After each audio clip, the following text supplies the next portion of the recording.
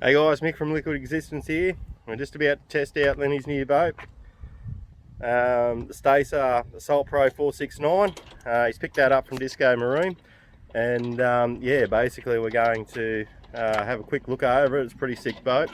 Now, years ago, Stacer been making these sorts of boats for years, but first impression was it's actually quite a deep, solid boat when you look at it. So we'll just run over it there now. Lenny's just doing a bit of de-rigging, but that's pretty much the side of it there.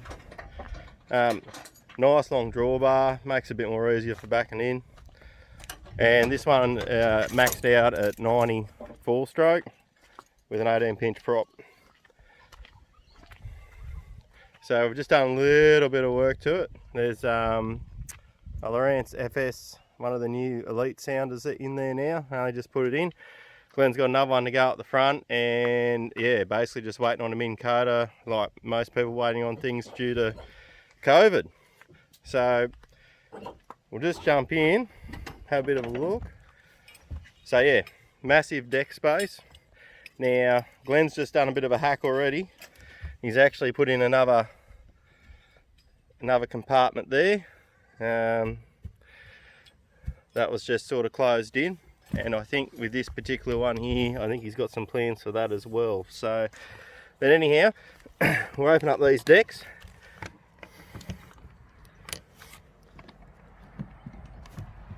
If I can get them right.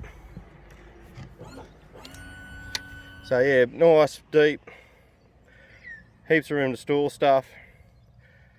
Yeah, pretty much anything that you can fit in there, you will.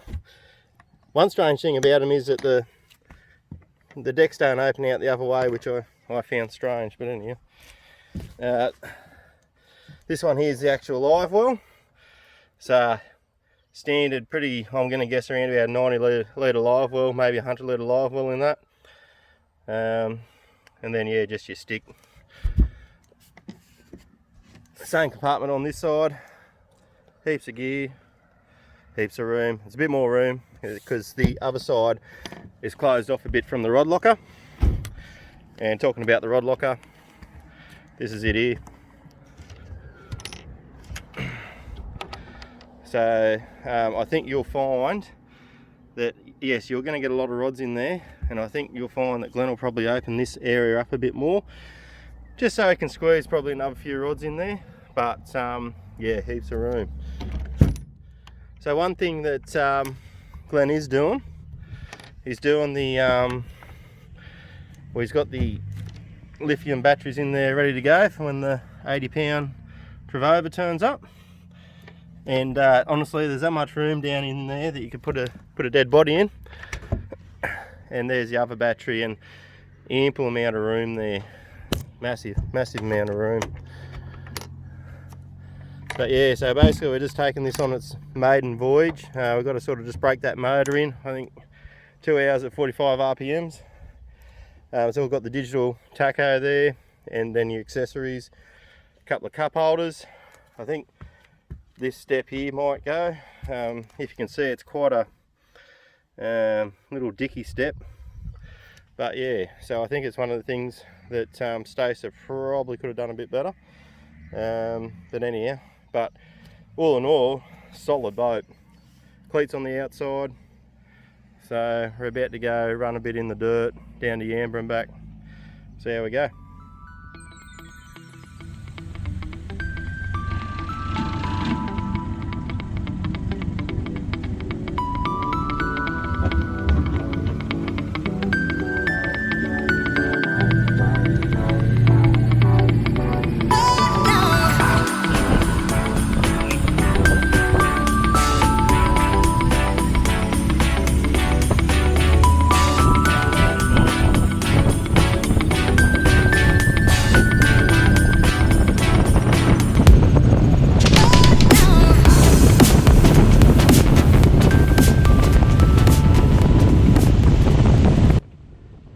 So whilst we're watching the boat in action, basically I was just going to say that you know, the boat sort of runs between 5,000 to 6,000 RPMs. I think we got it up to around about just under 70 kilometres an hour, and I think that was around about 5,200, maybe a bit more RPMs. Now there's possibility that we could probably get a little bit more out of that with just mucking around a few things. So I'm sure that we'll definitely have a look at that and see how we go. But you know, the biggest thing was the ride. I mean, it's a sensational ride for an aluminium boat. The boat itself is very stable, and we put it through some pretty hard chop there at some stage, or one stage there going through to Yamba. So you know, it handled it quite well and punched through that water pretty well. So you know, the ride of the boat for an aluminium boat is awesome. A couple of the downsides to the Assault Pro is probably the latches at the front of the deck there.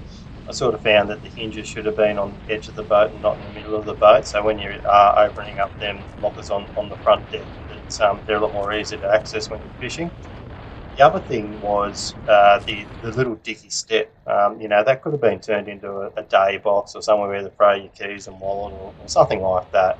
But it hasn't been utilised, and it's quite short. You know, that can definitely be brought up probably nearly half a foot more, maybe. The final thing is the seat, the driver's seat. It's really set up for someone that's well over 6 foot. Now, I think that will just need to be brought up a bit higher and moved forward a little bit. But all in all, it's a cracking boat that the Stosa have done, and the rideability of it is fantastic.